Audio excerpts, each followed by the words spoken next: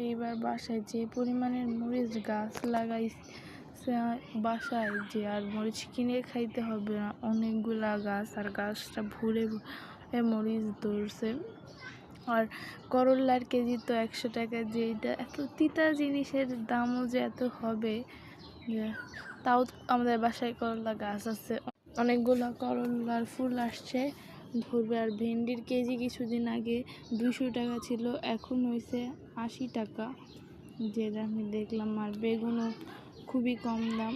আর পেয়ারার কেজি মাত্র 40 টাকা ছিল, এখন বেড়ে গেছে।